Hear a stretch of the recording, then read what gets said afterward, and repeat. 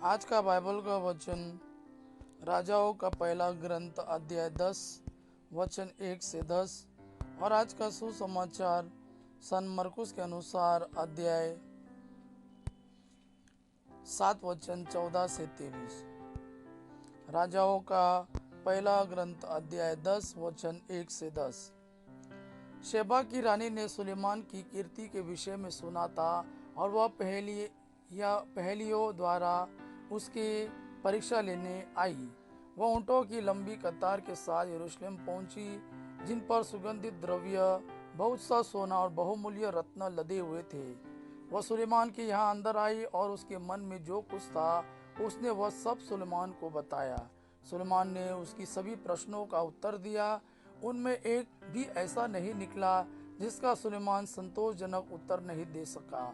जब शेबा की रानी ने सुलेमान की समस्त प्रज्ञा, उसके द्वारा निर्मित भवन, उसकी मेज के भोजन, उसके साथ खाने वाले दरबारियों, उसकी सेवकों की परिचर्याएं और परिधान, उसके मदिरा पिलाने वालों और प्रभु के मंदिर में उसके द्वारा चढ़ाई हुई होम बलियों को देखा तो उसके होश उड़ गए।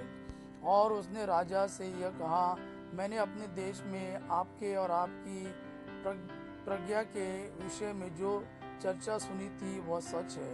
जब तक मैंने आकर अपनी आंखों से नहीं देखा तब तक मुझे उस पर विश्वास नहीं था। सच पूछिए तो मुझे आधा भी नहीं बताया गया था। मैंने जो चर्चा सुनी थी उसकी अपेक्षा आपकी प्रज्ञा और आपका वैभव कहीं अधिक श्रेष्ठ है। धन्य है आपकी प्रजा और धन्य है आपके सेवक जो आपके सामने उपस्थित रहकर आपकी विवेकपूर्ण बातें सुनते रहते हैं। धन्य है प्रभु आपका ईश्वर, जिसने आप पर प्रसन्न होकर आपको इज़राइल के सिंहासन पर बिठाया। इज़राइल के प्रति उसका प्रेम चिरस्थायी है, इसलिए उसने न्याय और धार्मिकता बनाए रखने के लिए आपको राजा के रूप में नियुक्त किया है। उसने राजा को 120 मन सोना, बहुत अधिक सुगंधित द्रव्य और बहुमूल्य रत्न प्रदान किए। शेबा की रानी ने जितना सुगंधित द्रव्य सुलेमान को दिया उतना फिर कभी नहीं लाया गया।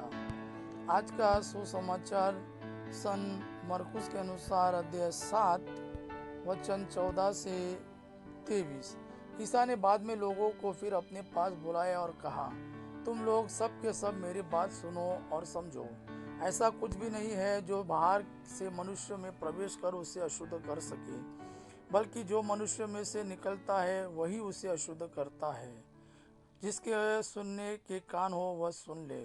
जब ईसा लोगों को छोड़कर घर आ गए थे तो उनके शिष्यों ने इस दृष्टांत का अर्थ पूछा। ईसा ने कहा, क्या तुम लोग भी इतने नासमझ हो? क्या तुम यह नहीं समझते कि जो कुछ बाहर से मनुष्य में प्रवेश करता है वह उसे अशुद्ध नहीं कर सकता, क्योंकि वह तो उसके मन में नहीं बल्कि उसके पेट में चला जाता है और शौचघर में निकलता है। इस तरह वह सब खाद्य पदार्थ शुद्ध ठहराते थे। ईसा ने फिर कहा, जो मनुष्य में से निकलता है वही उसे अशुद्ध करता है, क्योंकि बुरे विचार भीतर से अर्थात मनुष्य के मन से निकलते हैं। व्यभिचार, चोरी, हत्या, परगमन, लोभ, विद्वेष, छल कपट, लंपटता, ईर्ष्या, झूठी निंदा, अहंकार और मूर्खता, ये सब बुराइयां भीतर से निकलती है और मनुष्यों को अशुद्ध करती है। यह प्रभु का वाणी है। प्रभु को धन्यवाद। आपा पिता की महिमा और पुत्र यीशु का प्रेम आप पर सदा सर्वदा बना रहे। आमीन।